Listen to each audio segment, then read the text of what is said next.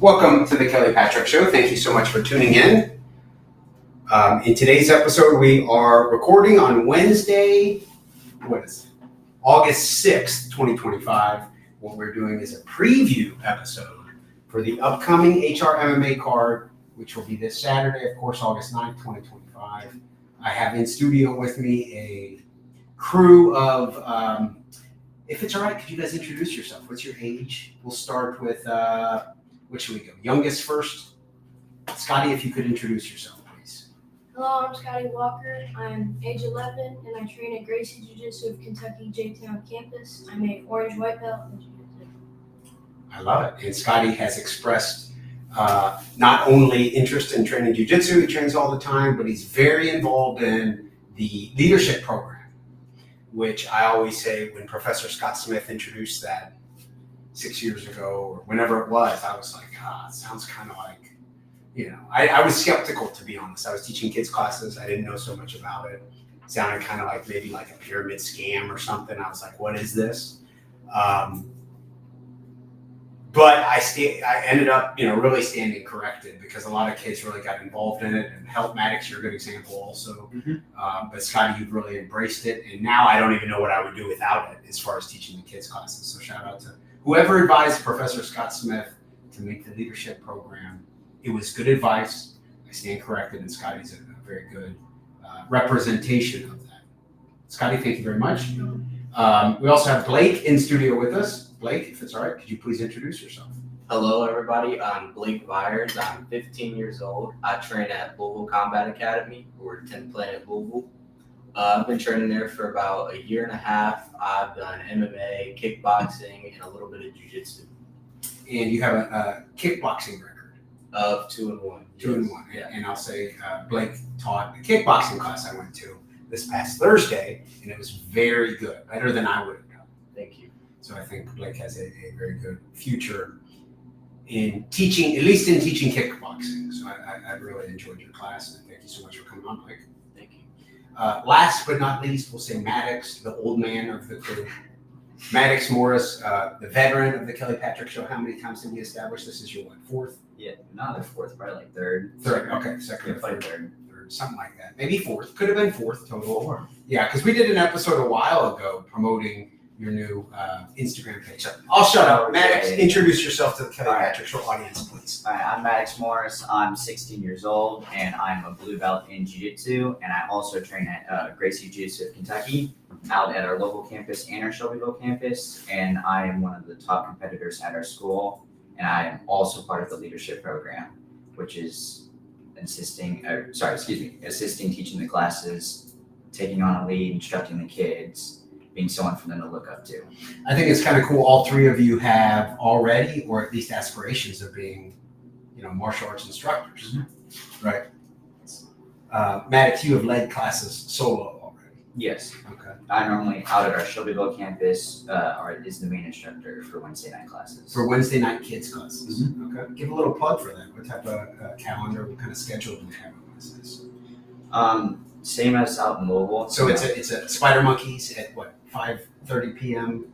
Yeah. And then 5:30 to 6 is Spider Monkeys. 6 till 6:45 is Minions, which is so Spider Monkeys is ages 4 to 6. Minions is then age 7 to 9, and so that'll be 6 o'clock until 6:45 p.m. Mm-hmm. And then 6:45 until 7:30 p.m. is age 10 through 12. Sometimes it's 13, 17, or something like that. So.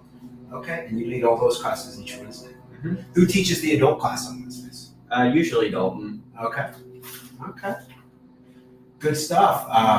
The purpose, of course, of today's episode is we want to preview this upcoming card, which is HRMMA. I'm so fortunate I get to do the commentary for Hard Rock, and it's a ton of fun. I've made the argument before, watching the UFC is pretty cool. You guys probably like watching the UFC, right? Mm-hmm. Yeah. I would argue watching lower level is just as fun, sometimes even more so. You can relate more so to, this guy was a blue belt, and it turns out that's what won him the fight. The other guy had no jiu-jitsu, so it's kind of like an old school UFC 1 or something like that. And I really enjoy the card. Of course, or the cards that Brandon Hard Rock Kicked In puts on. Maddax, you are competing, right? Mm-hmm.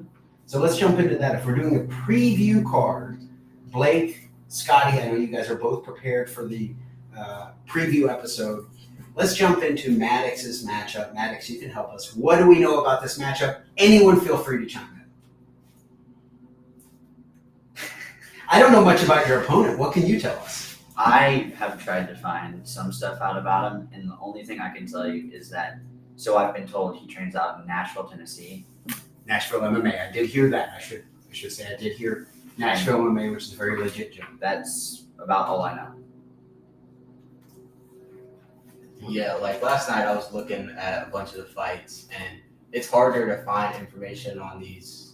I don't want to say lower level, but like the newer competitors, the less experienced guys. So that's like an interesting part of it. You're going in not really knowing like who you're facing, really. Like you know a name and sometimes a rank or a gym, but you're pretty much going in blind. You got to figure it out while you're competing. You got to, recognize their mistakes and find opportunities, which seems even harder to where if this guy has 10 matches that you can find online, you're going to be able to see these things and really game plan for your matchup. But if you can't find anything out, you kind of just got to go in and work with what you got, Yeah.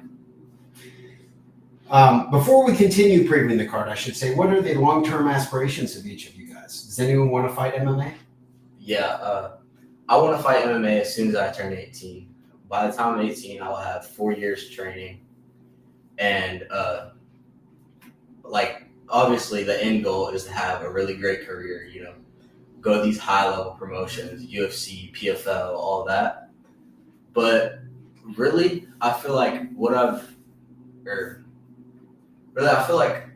want to do in the end is coach. I love coaching. I love helping new people. Like, I just like the feeling of leading, and it's just something I've really enjoyed. Okay, great stuff. Scotty, what about you? What are your long-term aspirations within the world of combat sports?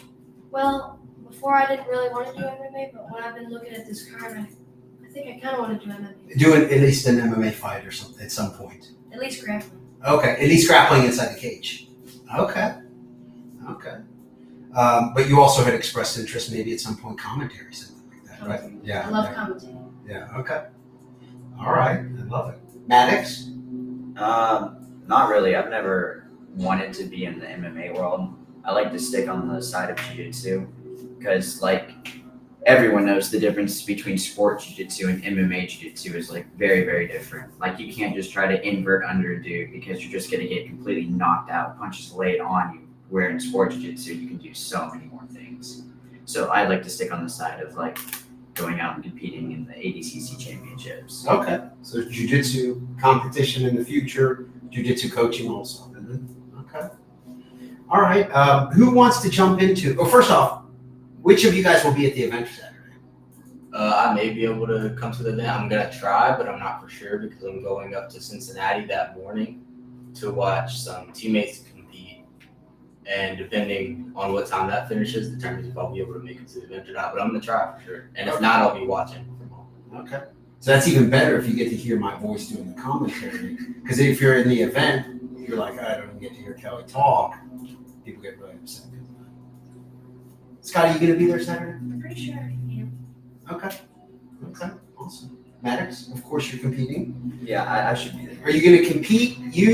Our teammates Lance and Todd are also competing. Yes. I assume that will be toward the beginning of the card. You're going to compete and then bounce. You're going to stick around for the rest of the card. Definitely stick around for the whole night. Okay. If we're looking at Tapology and we start the process of previewing this card, I don't know how many episodes I've devoted to this exact matchup, but I might as well address the elephant in the room. Brian Hooper is sitting at 0-8. He's scheduled to fight John Johnson Jr., who's 0-1. Has anyone done any homework on this exciting matchup? What do you got for me, Scotty? Well, John Johnson had a kind of a bad debut. Not really. He would just kind of run with his head. Okay, so you did watch that. You know what's wild about that? That was against Donche White in 2015. In 2017, I commentated a fight where that guy, Donche White, the guy who beat John Johnson. 2017, I was in Shively at the Expo 5 commentating his fight. He had some health issues. He got beat. Got out of the cage and died. So I don't know if you guys ever. So John Johnson's only fight is against Donche White, and that just happens to be the guy who ended up passing away. Caused a lot of trouble for them, or attention, possibly negative attention through the Courier Journal and some different media outlets. But that was 2017, so we're doing pretty good. So you're saying John Johnson didn't have the best approach in his debut. You watched the footage. What did you see from that? Didn't seem out just leading with his head. Okay, and he lost. So 0-1 versus 0-8. To be fair, this fight's probably not going to happen. John Johnson is a character. He lives in Bowling Green. He signs up for fights all the time. He messaged me on Facebook one day asking me if I could let him borrow $35. What kind of shit is that, you know? Yeah. Right, that's not cool. Have Have you ever messaged someone you don't know and asked them for $35? Oh, you don't know this guy? I don't know. No, I never commented on one of his fights. I never anything. He said like his kids needed some gifts or something. So that wasn't very cool. But that matchup, has anyone done any additional homework about Hooper's 0-8 record? Or I didn't. I've did more on looking at John Johnson. Yeah. So looking at him physically? physically kind of fighting. Okay. And it just seems to be like he relies on a lot of his like jabbing and range because he's like a really tall, lanky guy, right? Tall, fat guy. Yeah, but like Yeah, he's pretty big. He's big. Yeah, he is big. Yeah. so. Where was it at? I think it was at one point he just had like really sloppy takedown defense, so that's going to be like a real big problem with him. Okay.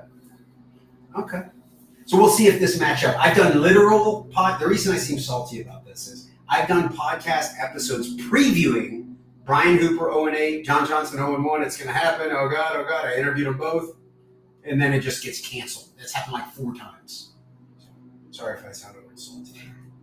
All right. Next fight on the card we have is 2 debut fighters. We have Barkley Sturgeon against Eric Hupp. 145-pound matchup. Not much on paper to find. Was anyone able to do any type of research, find anything about any of this matchup here? Okay.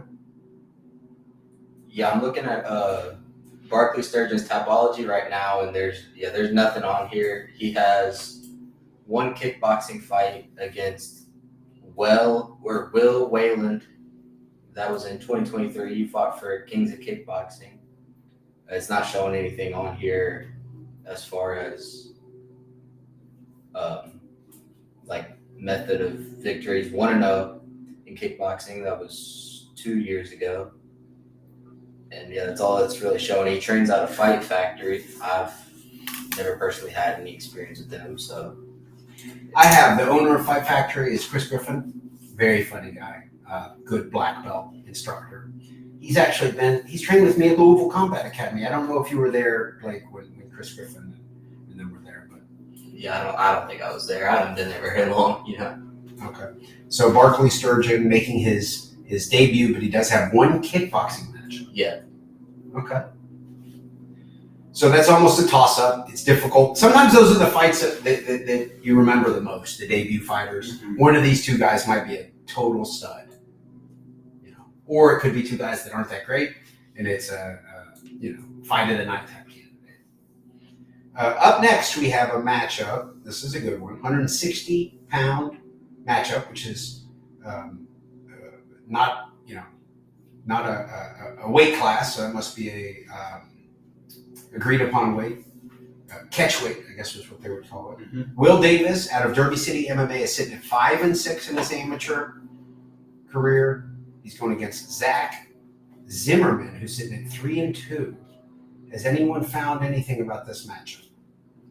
I've seen some stuff with Zimmerman. He's got some heavy hands when he strikes. Okay. Real like there's some heavy hands, hard punches, and try to end the fight like really quickly, get it over with. This is cool because I get to look at these guys. And I'm adding both of them on Facebook now.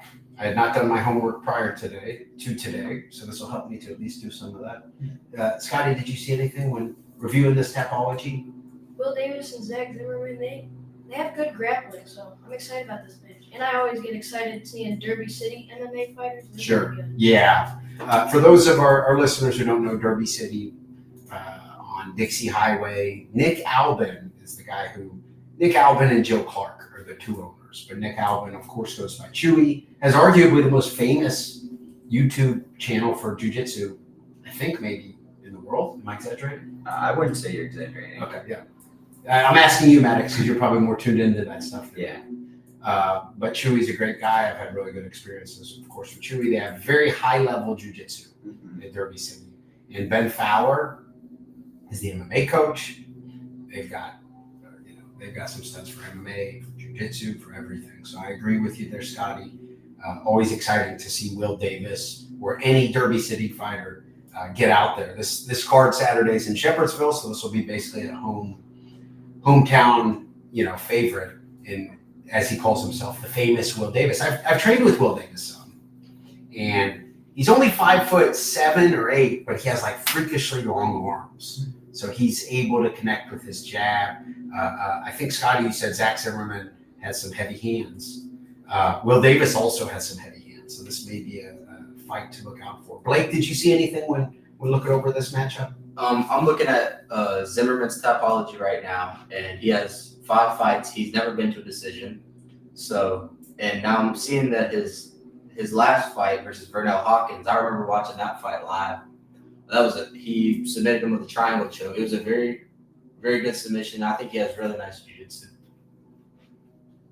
According to Tapology, Will Davis is listed at 5'9", so maybe I was wrong by saying 5'8" or 5'7". I don't know.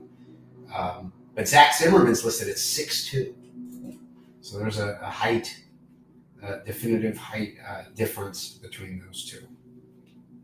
Okay, so Will Davis, 160 pounds, 5'6", going against Zach Zimmerman. You got to say Will Davis is the hometown favorite, maybe. Does anyone know how to use the Tapology, the voting? You can see who's been chosen the most for winning. I'm not the best at this. You would think I'm real good at this. There's a way you can look at this matchup. Let me see. And you click onto something about it, and you can see who basically the fans, you get on there and vote for your picks. You see that? Picks, yeah. So here, you guys see that tab on there? Picks toward the top of Tapology. Our listeners, viewers also, please, you can check it out. Picks. So then you get to go down toward the bottom, and we can see, so Hooper, John Johnson Jr., so to back up a little bit, the guy who's sitting at 0-1, got 85% of the votes thus far. Guessing that's his friends. I don't know. Hub against Sturgeon. Sturgeon has 90% to 10. Zimmerman, the guy Scotty said had heavy hands, 86%. So he's the favorite over the famous Will Davis, the hometown Derby City fighter, who only has 14%.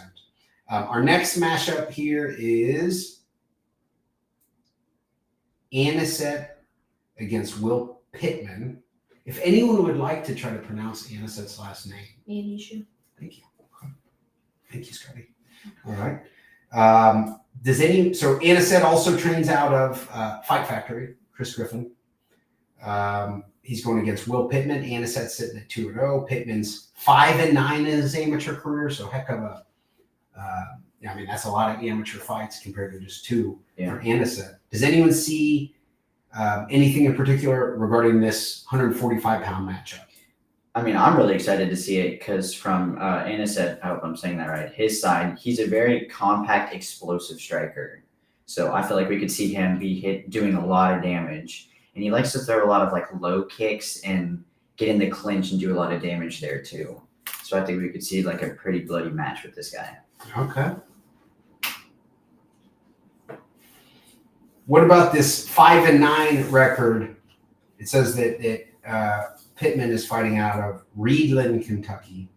5-9 record in amateur MMA. His last fight was he beat Darren Harden in June of 2025. His first amateur fight was in 2018. So he's kind of been rolling ever since 2018 pretty consistently. Does anyone see anything about this matchup? Do you guys feel free to make picks if you want? My prediction right now is Pittman wins via decision. Pittman wins via decision. Okay. Yeah. Okay. Anyone else? I don't necessarily have a prediction right now, but I see, like you mentioned, the submission over Darren Harden. I remember watching that. That was a very good fight. I was a big fan of his striking and his grappling. Really, he looked very prepared going into that fight. He did pretty well, in my opinion. Okay. I think Dionysius is going to win. I think he's going to get a triangle choke Okay. because He did win his last fight with a very pretty triangle. I was fortunate to commentate that one. and he gets guarded a lot. Okay. Shout out to that Chris Griffin jiu-jitsu. What do y'all see on Pittman? What do you think about him? It's difficult to tell with someone like that. He's got so many fights. I'm familiar with Darren Harden. Let me look over here. He lost to Savon Canto. I know he's a beast. I'm not real familiar with all these fighters, to be honest. They just won out of Tennessee. So Pittman's coming, of course, from Reedland. Does anyone know where Reedland, Kentucky is? Oh, Yeah, I've never heard of that. Yeah, it's pretty far. Look, this is this is far to the west, almost towards St. Louis type area. So interesting. Will Pittman, once again, 5-9. Before we continue, because I'm the host and my job is to stir up drama, let's back up and you guys make your picks for each fight so we can offend people. This is good formula, right? Get kids on, try to get them to piss off other people, right? All right, I got This is it. This is how you get big in podcasting. Yeah. Yeah, I think this is. Sure. All right, you got picks? All right, where are we starting back up on? All right, before we continue, I want to know, each of you, who's going to win? Brian, if the fight happens, and a big eye roll from me, because it's been canceled literally like 10 times, if Brian Hooper and John Johnson get in there, I don't even know what weight class they'd be at. Brian Hooper, super skinny, John Johnson, not so much. Fight's not going to happen. If it does happen, what do you guys think will happen? Brian Hooper wins by decision. I think he will control most of the fight with top control and win his rounds pretty clearly. Okay. Scotty, you got a pick for that? Brian Hooper, TKO. Okay. I'm also going to go ahead and pick with Brian Hooper. I think he will win by decision. Okay. All right, continuing on. Barclay Sturgeon versus Eric Cup. I know it's two debut fighters, 145-pound matchup. We don't know that much. I think, Blake, you said you saw evidence of a kickboxing matchup. But do you guys want to make picks on that one? Maddax? I mean, I'm good. Do you want me to go first? If you'd like to go first. I think Barkley wins TKO in round 3. Ooh. Yeah. Okay. I think it's going to get like towards the end, late round, like super attraction from the crowd, and everyone's going to be screaming. He's just going to be wailing on this dude, and we're going to get a TKO. Okay. Scotty, do you have a pick for that matchup? Barkley Sturgeon by decision. Okay. I also am going to go with Barclay Sturgeon. I think he's going to get it done with his striking, either by knockout or a stand-up decision. Okay. And then we have Will Davis and Zach Zimmerman. Do you guys have picks for that one? I do. I think Will Davis submission in round 1, guillotine. Oh, okay. I can see that. Mm-hmm. Difficult to bet against the jiu-jitsu rooms in Derby City. They've got a lot of world champions and stuff like that. Scotty? Will Davis armbar in round 2. Oh, okay. All right. Blake? I'm going to pick Zimmerman. I think he's going to be able to use the length and the reach to get it done. That is a size difference there. Well, I don't- 6'2" to 5'9". Yeah, I don't know necessarily about the reach, but you said Davis has very long Davis arms. does have freakishly long arms. But Zimmerman has the height by quite a few inches, and I think that's a very important weapon. Okay. And I think you guys already, did you make your picks for Anisette versus Will Pittman? I think, did everyone make those picks? Mm-hmm. Let's recap those. What did you pick I said via decision. for Anisette? Mm-hmm. And Oh, you, sorry, Will Pittman. for Will Pittman, that's Yeah. right. Yeah. Scotty? Anisette triangle. That's right. And Blake? I'm going to go with Anisette. Via what? Decision. Okay. Up next, we have Felix Gonzalez versus Dakota Williams. Felix Gonzalez is, I think he's Cuban. Let me make sure I got something here. But he fights out of Area 502 MMA. He's sitting at 2-0. Yeah, he is. Let's see here. Cuban from Pinar del Rio. Coaches are Phil Perkins, Blake O'Neill.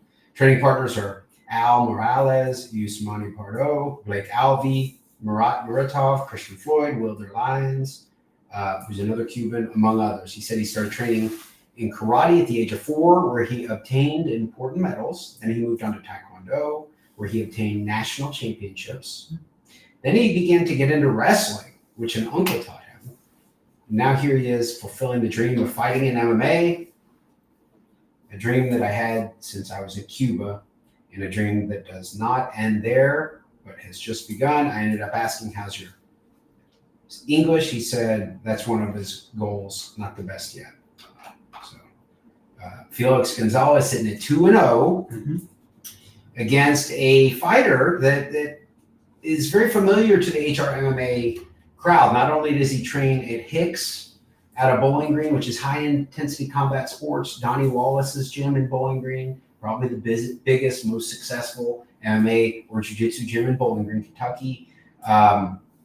But Dakota is, I think he competed, and I got to commentate like 3 of his, I think he competed against Todd Pickett in one of his amateur grappling matches. So I think he got in there like 3 times. If I remember correctly, he was 2-1. He did lose to Todd, but he seems like a real nice guy. I tried to do an interview with him before his last fight, which he ended up losing. Tried to get him to talk trash about his opponent. He wouldn't. Dakota, like real into church, real nice guy.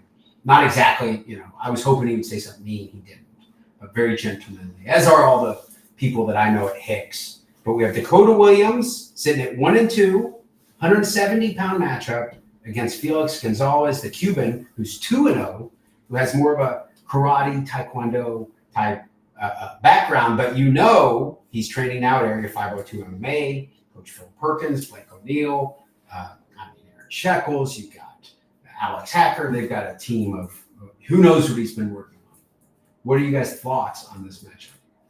So what I've seen on Dakota is he's a bit of a brawler. He can be pretty dangerous when he lays hands, but at the same time he can be really reckless, and that can cause him to easily mess up and not take his shot so well. And then on Felix, he's very striking focused, and I've seen him try to mix things up and move forward with a lot of pressure. So I think with my prediction, I'm just going to go ahead and say Felix wins via decision. Via decision, okay. Felix Gonzalez probably round 1 knockout. Round 1 knockout. You're okay. There's some athleticism there. The Cuban element is wild to me because you don't really know, like Emilio Valencia, that's what it is, trains at Derby City MMA. He got to fight on that LFA card, the same one Lance fought on. And I was convinced Emilio, who's total badass, I was thinking he was going to win, maybe even end up in the UFC. And he was going against what appeared to be kind of an undersized, almost chubby Cuban guy. I was like, what the hell is this? Emilio's going to destroy this guy. But with the Cuba stuff, you don't know what they spent like age 4 through 10. All they did was freestyle wrestling, or we don't know. You don't know what they did. So the backgrounds there can be. The Cuban thing, I can attest as being married to a Cuban woman. You don't know a lot about what Cubans did when they were over there. So Scotty's going into the striking element, using his athleticism to get a first round TKO stoppage. Okay, Blake, thoughts on the matchup? I'm also gonna side with Gonzalez. I think that he's very athletic, and I think he'll be able to use his athleticism to get a finish. Are you familiar with Gonzalez? Have you ever trained with him? No, I've watched some of his fights though. Okay. So this will be a matchup probably cornered for the Hicks team. They have Sandro, who's a total badass. He's been cornering their MMA fighters against, Phil Perkins, I'm sure will be cornering Gonzalez. All right, moving right along. We have Anthony McCormick against Malachi Bowling. 2-0. McCormick is sitting at 2-0 in his amateur career, while Bowling is 1-0, 170-pound matchup. What can you guys tell me about this? Okay, so I was researching McCormick's fights last night, and one of the things that really stuck out to me is his speed. He's very fast with his striking. He's got good movement. and he's good at landing low kicks like to the calf or to the thigh. And he was very good in the clinch from what I saw, and he was good at wrestling on the cage, whether it be holding his opponent on the cage and landing shots or getting it off of the cage whenever his opponent has him against the cage. Okay. Do you have a prediction? It's hard to say on this one, but I think McCormick by decision. Oh, okay. McCormick by decision. Okay. Anyone else have any thoughts on this matchup? I mean, from what Blake said about McCormick was pretty much the same thing I would have said. So to our other guy, Malachi, there's not a lot about him I could find, but he is rumored to be more of like wrestling based, like he's got like a solid wrestling background. So, I mean, that's what I can see with him is maybe shooting a lot, trying to get him to the ground, hold him there.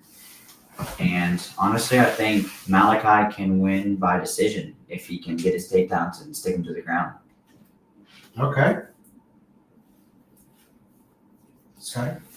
I couldn't find anything on either of these, but the 11-pound difference with McCormick being the heavier one, I think he can get on top of him and just punch him. Okay. Oh, wow. Okay. McCormick trains out of Triumph Combat under Blake. You and I both know his coach very well, BJ Ferguson. Bruce Ferguson. So he'll be cornered by, of course, BJ and maybe also Damon Bell, who's the Triumph Combat striking coach and gym owner. McCormick competed on that LFA card. Yeah, I just found it. Yeah. So he's a big physical guy, and I interviewed him once, and he's very confident. And he's sitting at 2-0. So it'll be a very, very interesting. Says he's 6 foot tall, age 24. I assume the weight, on Friday, the weights will be closer. I assume, but the size difference doesn't sound too crazy, to me. They're both listed at 6 foot tall.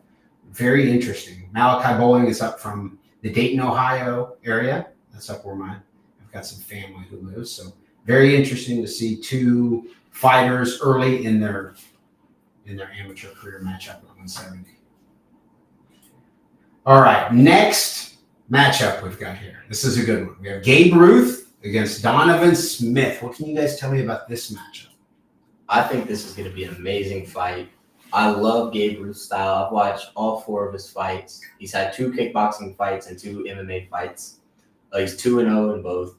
So 4-0 altogether. And I think they've all been absolutely spectacular knockouts. Like the last one I commented, I was like, what the hell was that? I didn't even know what happened. Yeah, he's finished. I'm not the sharpest guy, but I was like, why is that guy unconscious?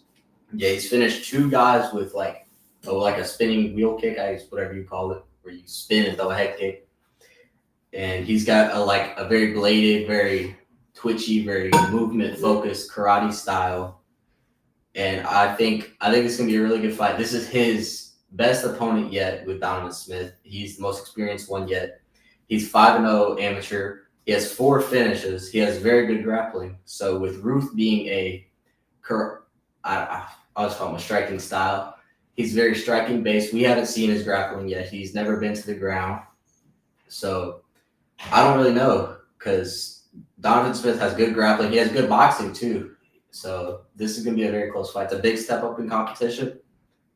And I don't really know what to go with on the picks for this one because Donovan Smith has very good cardio from what we've seen in his past fights. He's the future fighting 155 champ.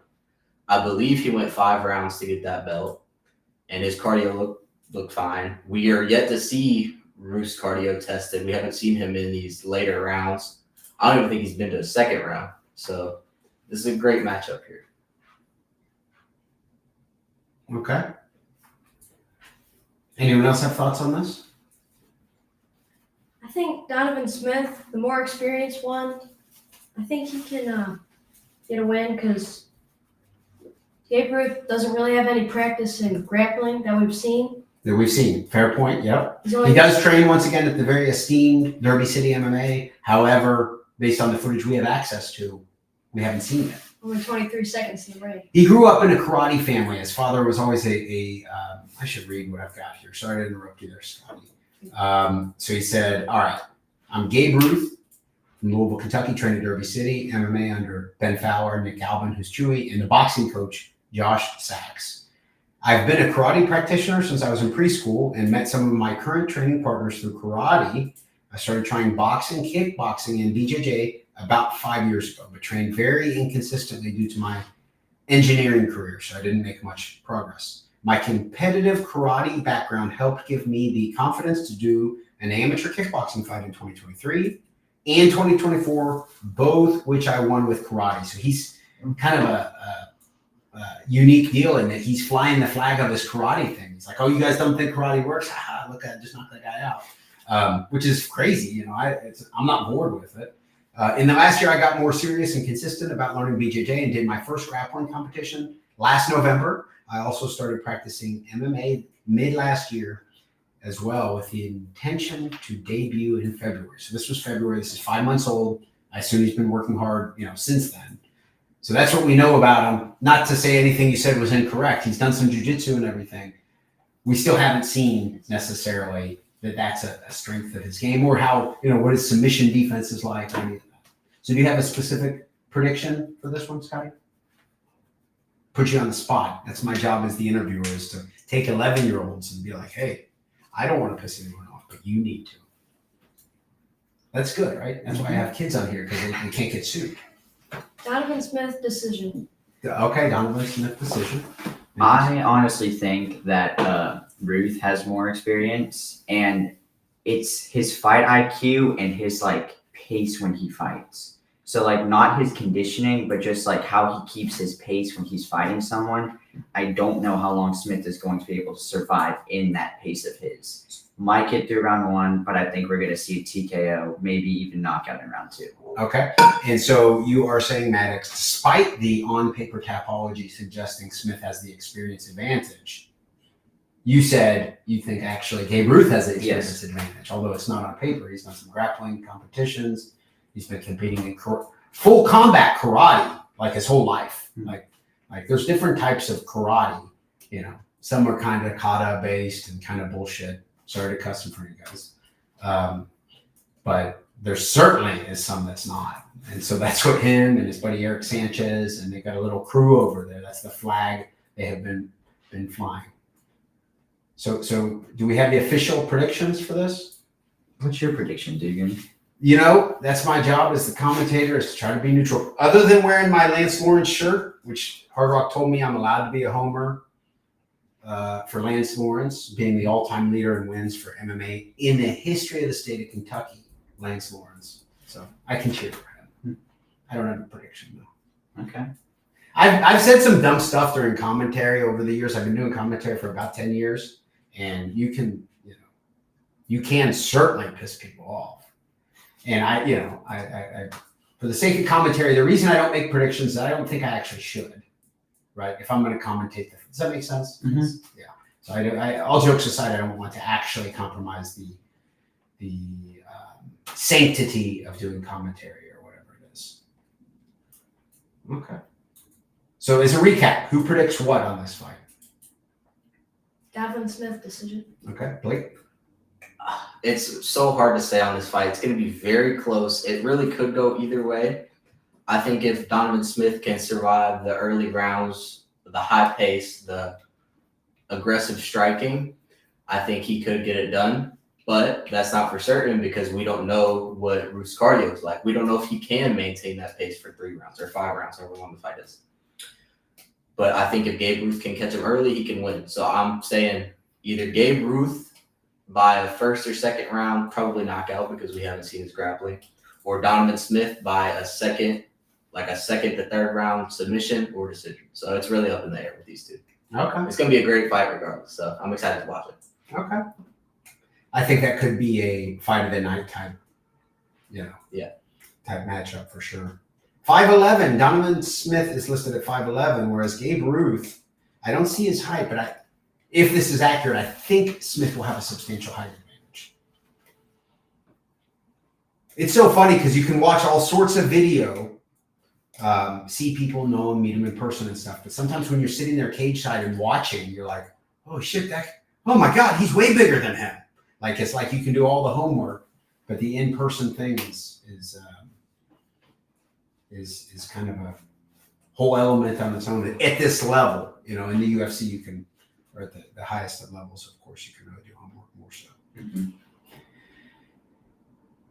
Up next, we have HRMMA Bantamweight Championship. Okay, just to recap, all four of us train jiu-jitsu. Jordan Gast, sitting at 5-4 in his amateur MMA career. He's the current bantamweight champ for HRMMA. How did he become the bantamweight champ? Heel hook, round 1. Wow. Isn't that pretty cool? So, for the sake of flying the flag of jiu-jitsu inside the cage, which we were touching on a little bit earlier, the specialist thing doesn't happen quite as much. But it appears so here. So he's trying to, Jordan Gast at 5-4, current bantamweight, that's 135-pound champion for HRMMA. And he's going against Chase Edmonds, who's sitting at 3-2. Does anyone have thoughts on this matchup? Yes, I watched a good bit of film on Jordan Gast, and I love his jiu-jitsu. It's so, like, his technique is very clean. He's got some good back takes. He hit a few good takedowns that really stuck out to me, and all 5 of his wins have come by submission. So that speaks to how good his jiu-jitsu is. And like you were saying, like getting a heel hook finish, which is fairly rare in MMA. So that shows that he is a high-level jiu-jitsu practitioner to be able to pull that off in MMA, especially to win a belt. You know, so where he's fighting a good fighter and he was still able to pull that off. Oh, you're right. All 5 of his wins have come. Okay, that's cool. So if there's a modern day, you know, I guess Damian Maia or whoever, Jordan Gast making the case for that. So did you make a specific prediction there, Blake? I need specifics. That's how you really upset people. Okay, so from what I was watching on Chase Edmonds, he has good boxing, he has good power. He's got some good escapes. He's pretty good at getting up once he gets taken down and like reversing position. But I don't know if he's fought someone who has elite grappling like Gast does. But from what I've seen of Edmonds' takedown defense, he's quite susceptible to takedowns. I don't know if he's improved it since then, you know. But I think if Gast can get the takedown, he will get the submission. Okay. Yeah, I'm looking a lot on Jordan Gast, and on his Instagram page, you can see he's done a very good amount of jiu-jitsu tournaments and has done very well in all of them. So I would lean towards Jordan Gast submission. Okay, Scotty, thoughts on this matchup? I think if Jordan Gast can he has some really good long double legs. So if he can get a takedown or a double leg, I think he can get on top of Edmonds and get a TKO. Oh, okay, so you're predicting perhaps another stoppage win, but this time utilizing position, the grappling for the position for an actual TKO. Okay. I think it's pretty cool for sure to have a jiu-jitsu guy who's the champ. One thing I noticed here is Jordan Gast is listed at 5'6", not super tall. Chase Edmonds is listed at 5'4". So I guess 135 pound weight class. Of course, they're going to be smaller, but all right. So let's see here. This is interesting. So the 2 next matchups are grappling prior to the Pro MMA main event. So we'll continue it along the way of how Tapology has it listed. Up next, we have Lance the Tornado Lawrence against Evan DeWitt. Who can tell me anything about this matchup?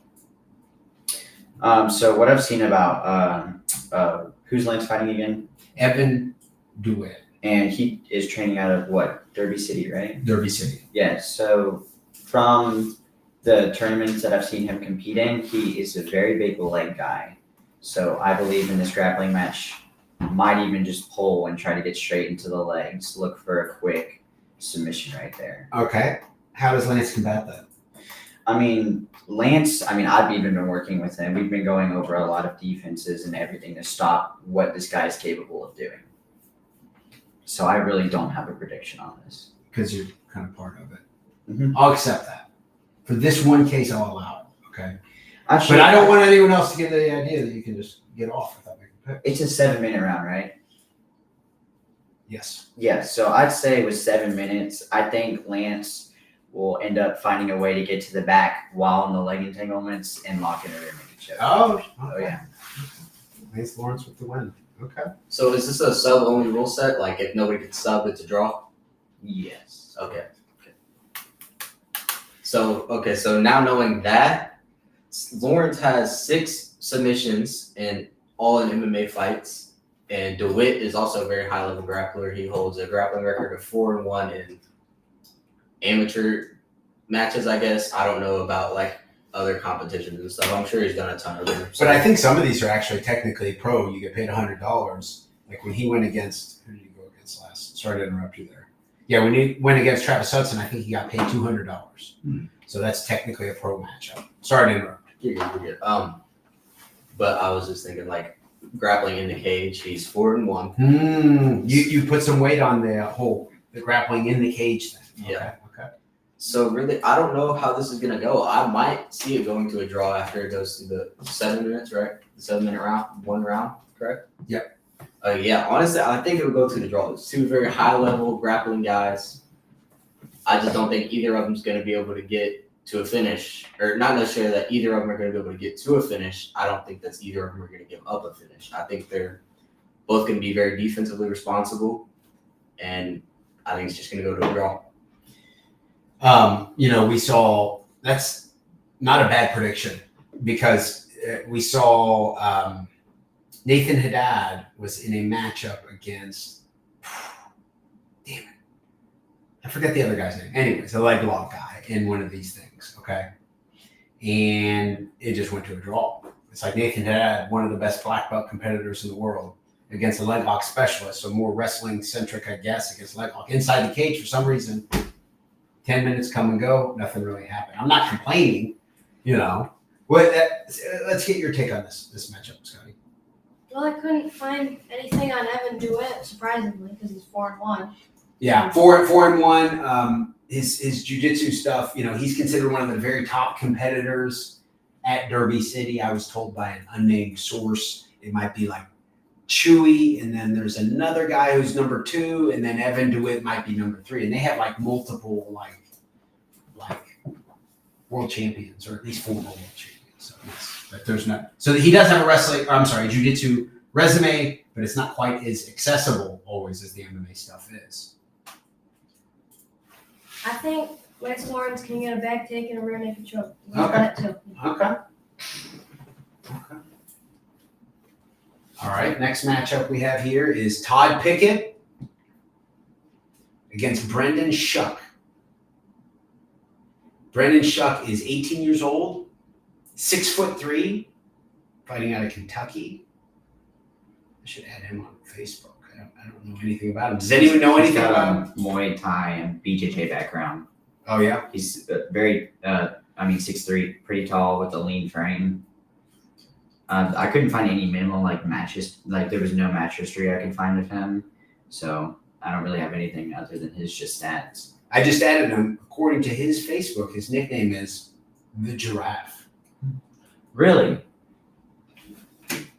Okay. I've been in a couple of tournaments where there's been this guy named The Giraffe. I don't know if this is him or maybe someone else, but. Who's competing in jiu-jitsu. Okay. Okay. All right. So you have, I apologize. Did you make a specific prediction there?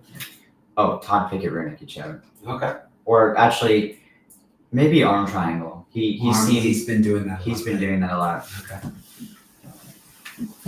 Who would like to go next on this one? So Todd Pickett has 5 submissions in MMA fights. He's 8-0, 5 submissions, 3 knockouts, I believe.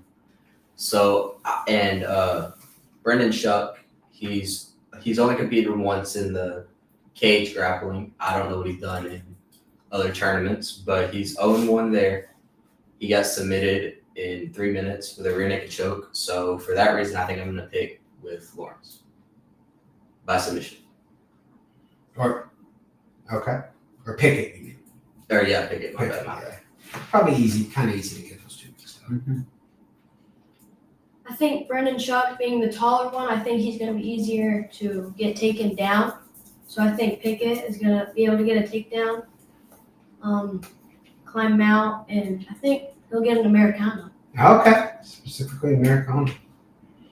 All right, so our main event matchup is a heavyweight bout, 3 5-minute rounds.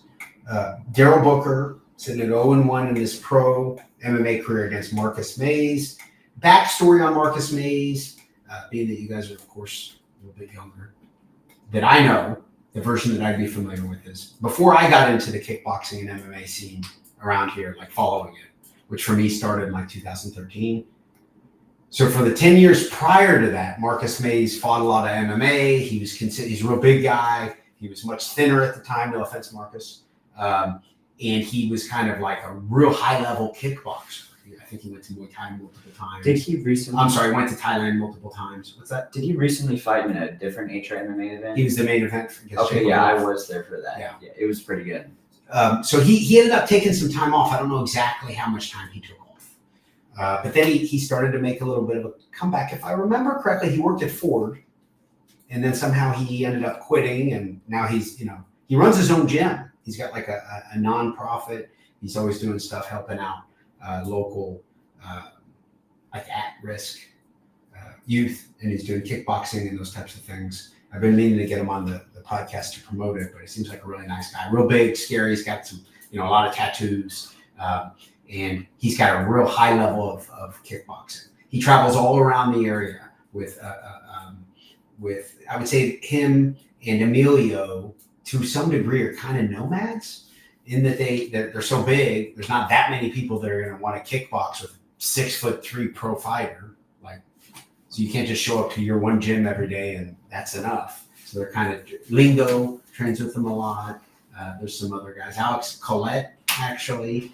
Austin Green has been getting some real good rounds in. So they've got this crew of big guys. And a lot of times they end up training at Derby City MMA, sometimes Two Brothers. But as far as striking goes, Marcus Mays, very high level. Mm-hmm.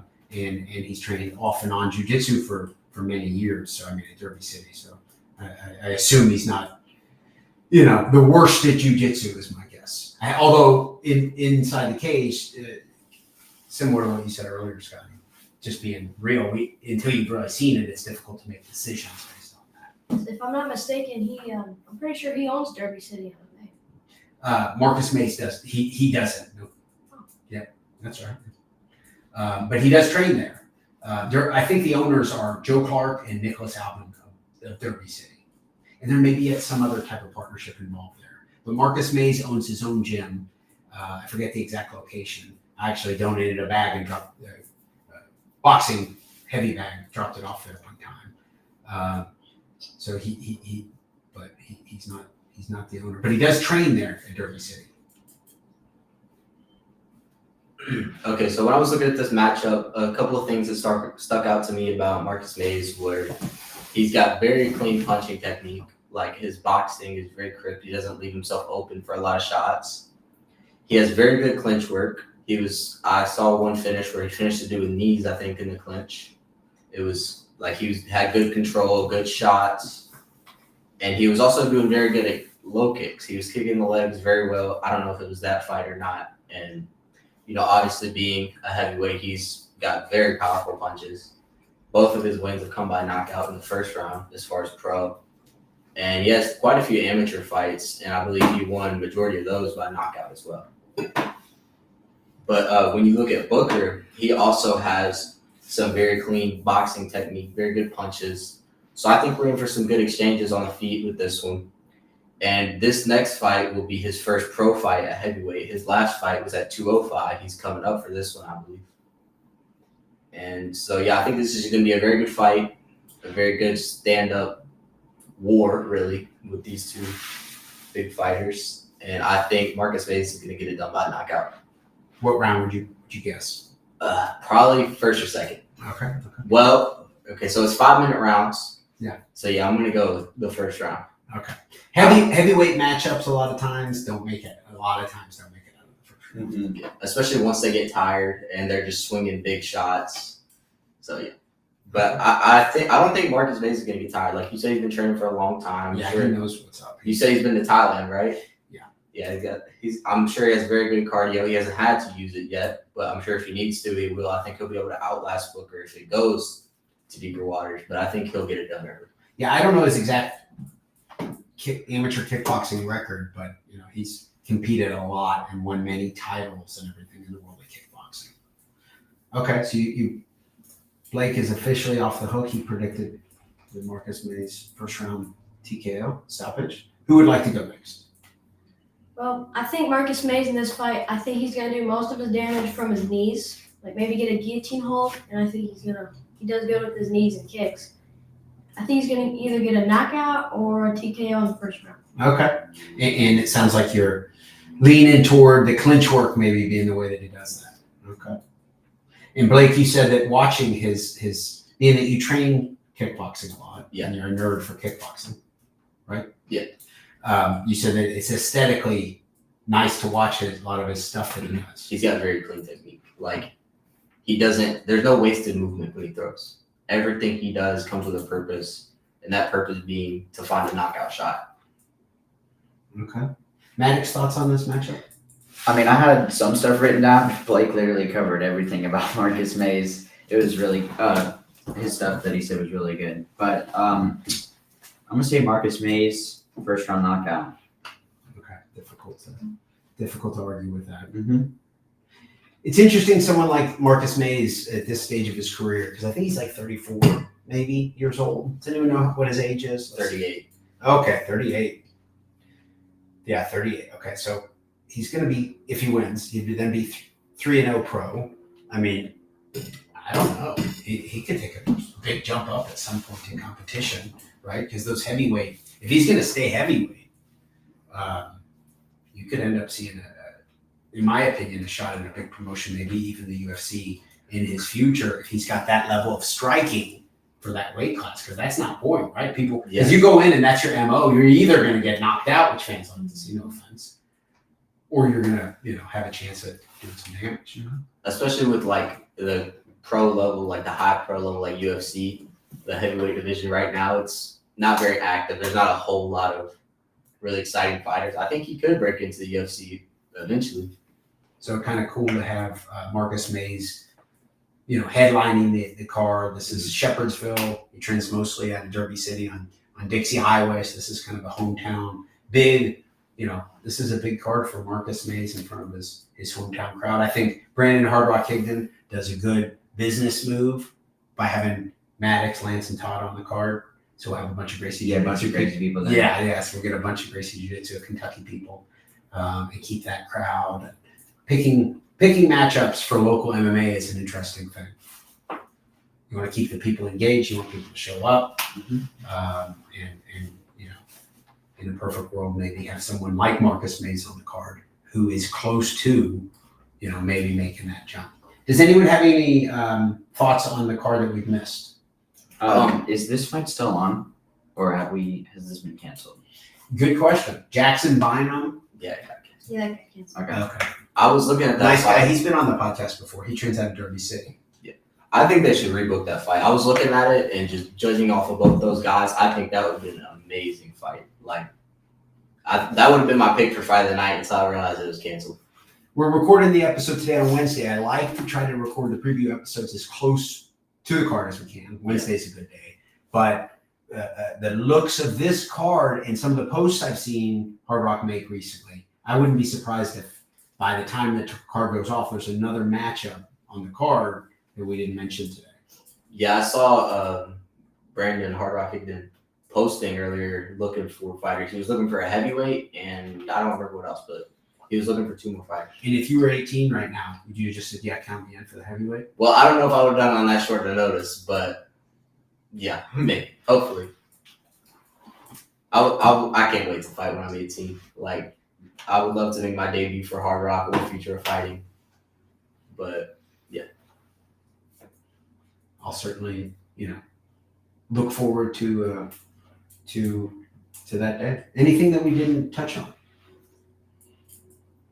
Maddax, what's a summary of your online presence with Dark Arts Jiu-Jitsu?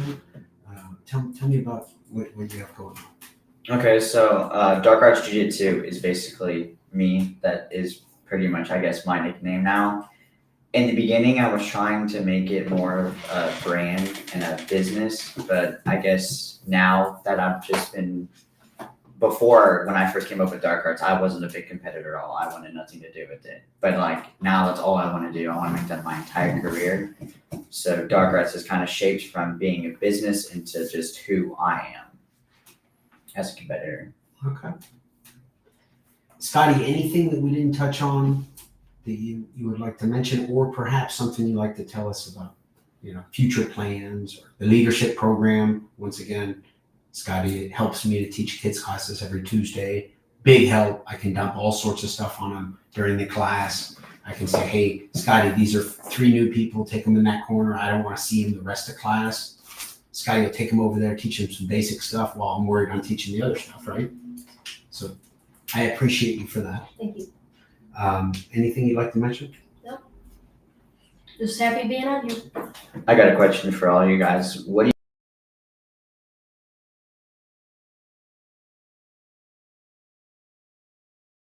Ooh. It depends really, because there's going to be some brawls and there's going to be some knockouts for sure. So it really depends. I think Mays could get it done. He's got a lot of powerful shots. Both of these guys have good boxing. I think we're in for some good boxing exchanges early before getting, an early finish. Maybe a good 2-3 minutes of some clean shots, and then I believe Mays would find a finish. But I think McCormick could have a good fight too. I think he has a lot of potential to put on a show for the audience that night. But right now, I think I'm going to go with probably Mays. I think he'll get the fight of the night with a good finish. All right. What about you, Scotty? Probably Donovan Smith.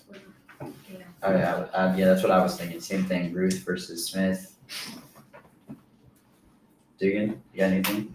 I would say I would predict Marcus Mays. If he were to get the finish, I don't think it'll be.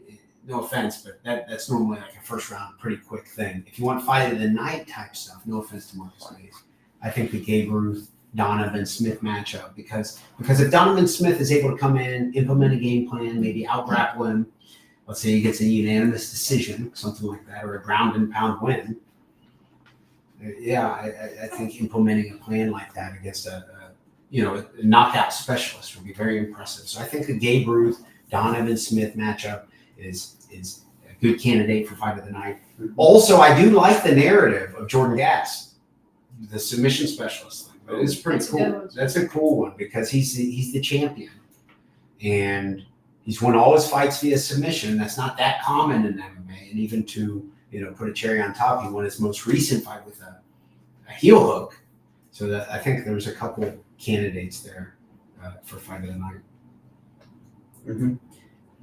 Does anyone else have any other questions? Maybe for me or for someone else on the show right now? Now would be time to air anything out you guys got.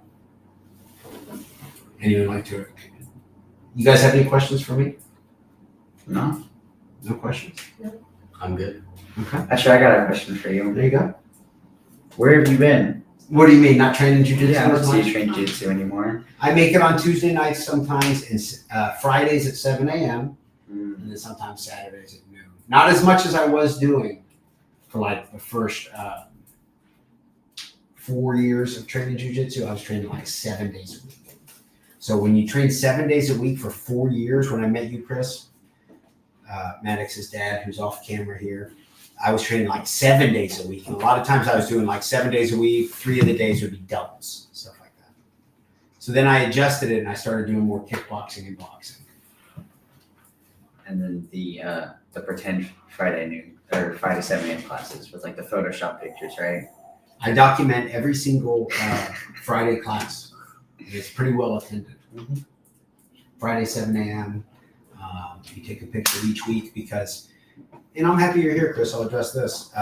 Louisville Metro Police has a program where they can train for free and we had some cops training for a while, but then they dropped off.